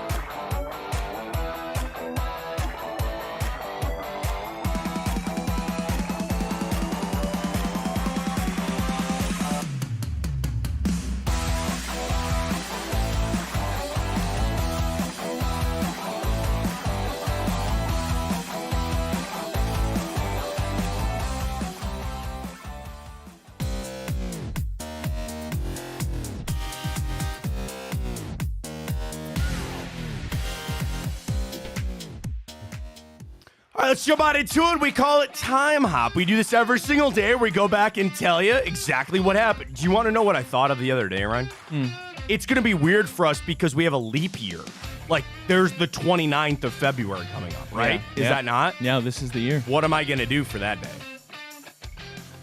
There's got to be some things. Maybe, I guess. I don't know. But I just figure we're going to have to skip that day. I might not have anything forward. All right, what I got for this day on the 26th of February, we head on back, including 4 years ago today, a report from Ian Rappaport that an important focus for Baker Mayfield going into the season was fitness and body makeup. He plans to be slim. Remember when he put that weight on? Yeah. And Freddie, oh man, I listen. I'm sure he's a good coach. He's a hell of a nice guy. But like, whoever told Baker Mayfield to put that weight on, bad idea. Oh, they told him to? Yeah, they did. Somebody told him after his rookie season. They're like, we think you can put some weight on. And maybe Baker took that to an nth degree level that they didn't expect. I don't know. I really don't know. But yeah, that was the thing. They told him to put some weight on because, again, going back to sports radio and sports talk, which is what I was doing, they were showing, dude, he looks fat. He looks fat. He got a gut on him. He ain't playing well. And we were all talking about I can't tell you how many conversations we had about his flak jacket. You know, quarterbacks wear a flak jacket under. They protect their ribs and stuff. And everybody was coming to his defense saying the flak jacket was making him look fat. And in reality, you know, like just that's the stupid level stuff that we were talking about back then. But he did lose the weight, came out, and I obviously played pretty well in 2020. Also this day, 2020, there's a report the Browns would pursue Chase Daniel to back up Baker. If possible, of course, they would go get kind of a level of Chase Daniel with Case Keenum. Matt, I have one after you're done for a time hop today. Oh, do you? I Okay. just saw it on Twitter. I got to play it. Okay. All right. We'll do that. This day, 2018, the top 100 players in baseball came out. The Indians at the time had 5 in the top 100. Do you want to guess on the 5? Yeah, say that again, though. So again, this day, 2018. So think about that. Okay. You had your World Series in 2016. Okay. You got outed in 17 in the first round as a shock on a stacked and freaking loaded team. Yeah. You're going into the 2018 season, and they had 5 players in the top 100 from MLB Network's top 100 players. Okay, well, how many are pitchers? Can I get that? 2. 2? Okay. Corey Kluber? Who was number 11. Number 11. Is he a Hall of Famer? Yeah, I got in this debate with somebody. I said 2 Cy Youngs how much weight should get that's you what I'm in saying. versus if he made it. And this was the comeback of one of the people I was talking to. Do you know that if he made the Hall of Fame, that his 140 career wins would be a low for any starting pitcher to make the Hall of Fame? But he's got 2 Cy Youngs. I believe it. I don't know if he'll make it in. But yes, Corey Kluber was 11. That's number 1. That's 1. Was Trevor Bauer in there? No. No? Okay, then and one more pitcher then? Yes. Cookie? No. Was not a starter. Clevenger? No. This guy was as dominant as... Oh, not a starting pitcher. Not a starting pitcher. Oh. Yeah. Well, we probably got rid of him by then, but Andrew Miller? No, Andrew Miller's 81. Okay. He was there for this year, and then eventually he'd go. So there's 2 pitchers. That makes sense. So then the rest are position players. See, okay, Lindor. Lindor's 15. Was Jose there yet? He was 26th. So I'm missing one. One more. I don't know if you'll get it. So again, this day, 2011, the Indians, Guardians, had 5 players. 18 or 11? You mean 2018? 2018. They had 5 players in the top 100. Kluber was 11. Lindor was 15. Jose was 26. Andrew Miller was 81. And this final player was 76. So he wasn't like really high on the list, but 76 on the list. Man, I don't know how much love they showed to him then, but Carlos Correa. I mean, not Carlos Santana, I meant. Carlos Santana is close, but not him. Close in what way?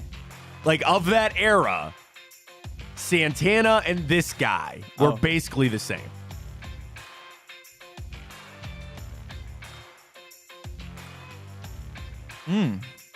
They both they kind of rotated at DH and first base a lot. Oh. No way it was Mike Napoli. No, not him. Who am I? He was already gone by then. Casey Kochman? No.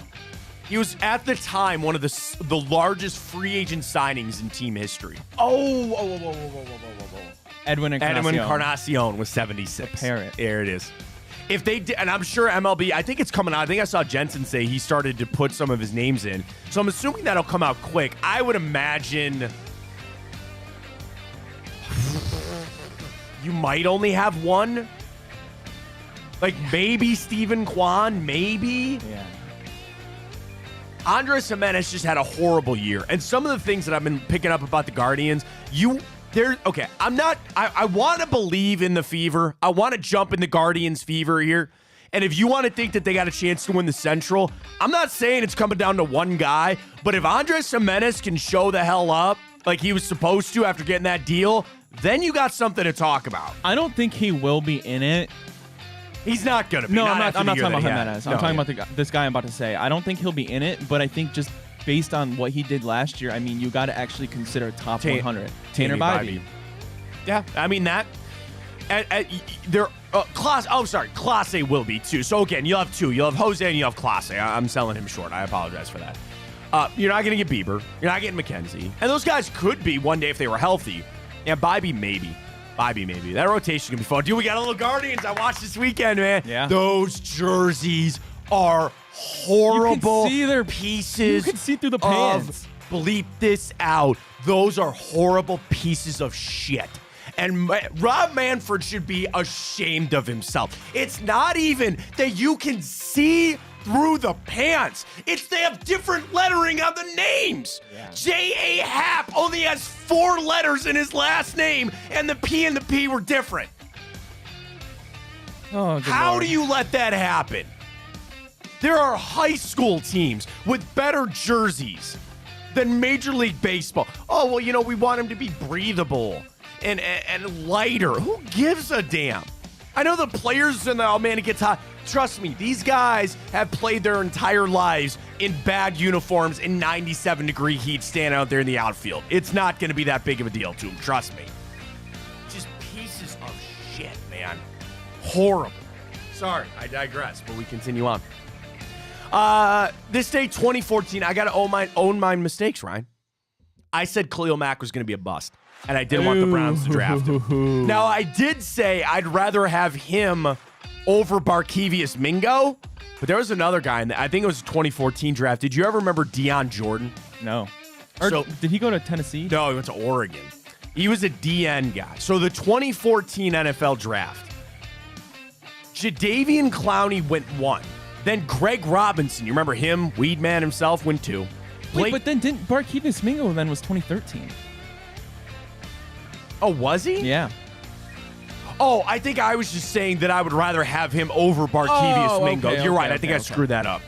So this 2014 draft, you want to know how bad this screw-up was? Clowney goes 1. That's fine. Whatever. What are you going to do? Robinson goes 2. Blake Bortles goes 3. And Sammy Watkins goes 4. How about this stretch, Ryan? I think I can name some of them. Khalil Mack, Jake Matthews. So Mike Evans? Mike Evans. Then we take Justin Gilbert. Anthony Barr goes 9. Eric Ebron 10. Taylor Lewan 11. Odell goes 12. Aaron Donald goes 13. Kyle Fuller, the corner, goes 14. Ryan Shazier 15. Zach Martin 16. And CJ Mosley goes 17. Here's why I bring it up. From picks 5 to 17, every single one of them made at least one Pro Bowl except Justin Gilbert. Yep. After Justin Gilbert, Odell, Aaron Donald. Think that through. Just think that. I know Odell, whatever, take what you want. But what a screw up that was. But I did. I said I didn't think Khalil Mack was going to be very good. But here I am eating that today. Also, end of an era, so to speak. Browns released DeQuell Jackson this day, 2014. Beloved Cleveland Brown. Honestly, I would say one of my top 10 favorite Browns of all times, or at least since 1999. Coming back. I love DeQuell. He's a good dude. He's back, I think, doing some coaching with the team, around the team a little bit. But they released him this day, 2014. This day, 2013. Justin Masterson was named the Indians' opening day starter. I think he might even surpass Bob Feller for the most opening day starts in a row. Wow. It was like him, then I think Bieber had, I can't remember. But that was Justin Masterson. A very serious one that I bring up, and these are sad ones that I don't like to bring up, but they're very important. Trayvon Martin.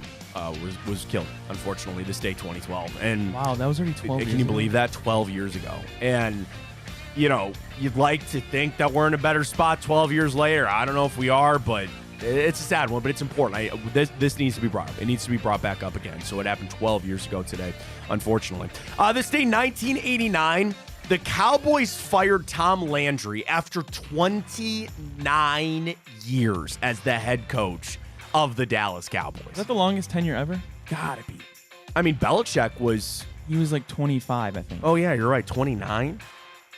Let's see this. Yeah, longest tenured... 24 seasons. George Halas, 40. Curly Lambeau, 29. Tom 40? Yeah, George Halas. Head coaching with the Bears. Curly Lambeau, 29. Tom Landry, 29. And Don Shula, 26 are the only ones ahead of Bill Belichick. Now, here's Certainly the we'll thing. Never see that again. Well, Mike Tomlin is at 17. And John Harbaugh is now at 16. Yeah. So, I mean, they got to go 10 more years, but still, like... That's not happening. I don't think so either, but, you know, you never know. This day, 1983, Thriller by Michael Jackson goes to number 1 on the charts, and Ryan, it would stay there for 37 consecutive weeks after that.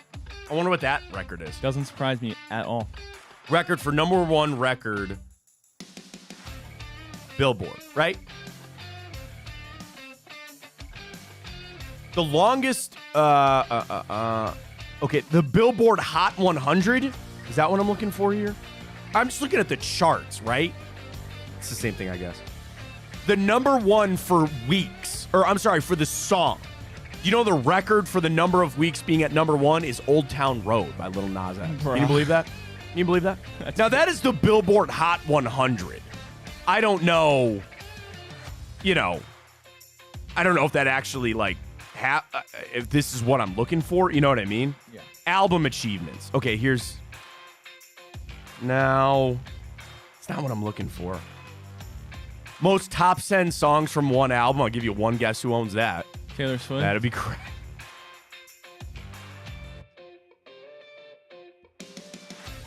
I don't have it. Yeah, so 37 weeks for Thriller goes to number 1. This day, 1967, Mario Andretti wins the Daytona 500. Do you know his claim to fame and legacy when it comes to something that no one else has ever done? Can't say I do. He won the Daytona 500, he's won the Indy 500, and he's won the Monaco Grand Prix in Formula One. No other person in history has ever done that except Mario Andretti.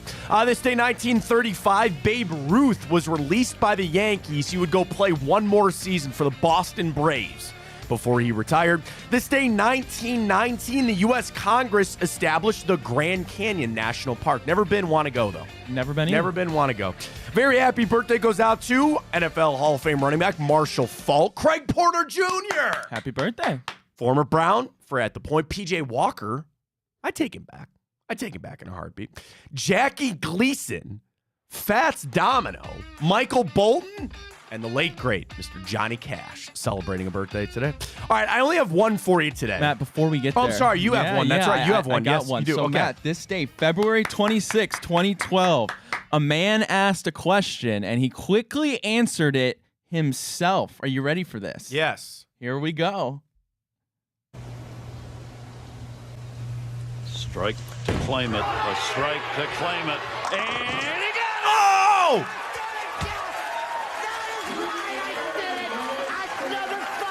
Are you kidding me? That's right. Who do you think you are? I am. Dude, oh my God. You want to know what? No joke. I have my folder. I wondered, I go, why is Pete Weber's clip in today's day? No, my God. Holy cow. Who do you think you are? I used to play that on my show. Do you know the story behind that? No. Do you know the story behind it? So everybody loves that clip. It went viral. Pete Weber, I don't know much bowling. I have to call Dennis Maniloff. Dennis Maniloff, I love D-Man. He knows more bowling than anybody. Pete Weber's a legend, right? So that was, do you know that Pete Weber lived a rock star lifestyle as a bowler? And he said, he goes, yeah, I spent hundreds of $1,000s on cocaine and gambling and women, all this other kind of stuff, as a bowler, by the way. So he won a major, right? And he turns around and he says, who do you think you are? I am. And they asked him later, they go, what the hell was that? And he said that there was a 12-year-old kid heckling him in the first row, Absolute I think legend. at the U.S. Open. I think that was at the U.S. Open. And he was heckling him. And what he meant to say was, what do you think of that? But it came out as, who do you think you are? I am. What an absolute legend. I got it. Okay. Yeah. Hang on.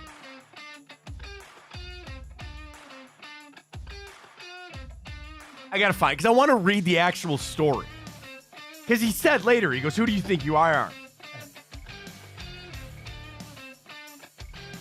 Absolute It was legend. is the U.S. Open.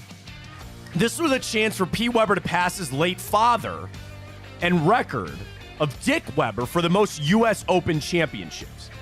He began as a low seed, at one point, he started to get chippy with an audience member, and it looked to visibly upset him. He said it later with an interview with Storm Bowling. Weber revealed why he bragged in the first place and what caused him to mess up. And he goes, I guess everybody wants to know is where did I come up with it? Well, being caught in the moment of throwing a strike and being as excited as I was, I had a kid rooting against me during the match.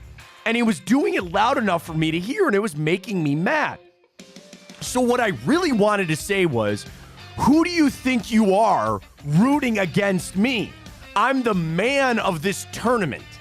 And what he ended up really saying is, who do you think you are? I am. So again, what he wanted to say was, who do you think you are rooting against me?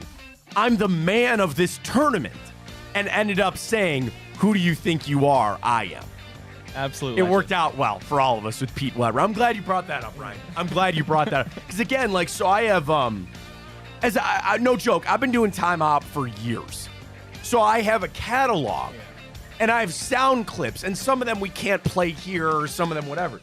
And I looked in today's day, and I go, why do I have Pete Weber in here on this day? I thought I screwed up. No, so I wrote it down, so at least I got it, so thank you very much. All right, one TV show for you today. And I will fully admit, this is obviously a massively popular television show, but there's been a lot of offshoots, okay? So I'll give you that. This show debuted this day, 1986, as an animated show. I guess maybe I'll leave you a little bit of a layup here. It follows the adventures of Goku, a young boy with exceptional strength who Everybody battles. knows who Goku is. Okay. Dragon Ball Z. Well, no, see, here's the funny thing. This is just Dragon Ball. Oh, okay. Then Dragon Ball Z came out. So again, yes, Dragon Ball. The series is an adaptation of the first 194 chapters of the anime created. The series, the original one, ran for 153 episodes from 1986 to 1989, which followed up with film adaptations and obviously Dragon Ball Z with the television show. I want to find Dragon Ball, the media. I don't see the film is now. I want to know the TV show. How many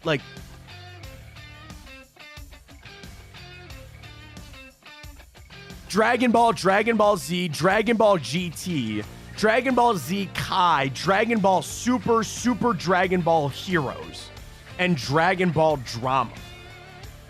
I want to know how many, of all of that. How many episodes? Yeah. I mean, thousands. Oh, I got it right here. Okay, fine. 806 episodes. There's animes with a lot more than that too. Oh, no, I know. The anime is a huge, I have a friend who's really into it. I get it. 806 episodes of Dragon Ball Z, including the movies that also came out too. So it all started this day, 1986. Great stuff on that. All right, Ryan, let's get to it. Let's reveal our bracket of the week. Your favorite fast food space. We gotta have a debate. Chipotle is in. Okay. So here's the parameter. If you get your food within 5 minutes, Panda Express in. I guess here's the thing. If there's a, what's the word I'm looking for here? When you go up and you go down the line? Yeah. What do you call that? I know it's the line, but it's not like a buffet line. It's I know what you mean. Subway should count. Yeah. And now, even nowadays, Chipotle, some of them have drive-thrus. Right. Chipotle is in. I think Panda Express is in. I do think we should keep, because I thought about doing your favorite pizza chain. Somebody, a streamer I was watching got into a heated debate last week about the best pizza, national chain pizza. National chain? Okay. Yeah. I thought about doing that, but I was like, let's just open a fast food. Yeah, I like fast food. Yeah. All right, do fast food. Chipotle's in, Panda Express is in. Red Robin is not in.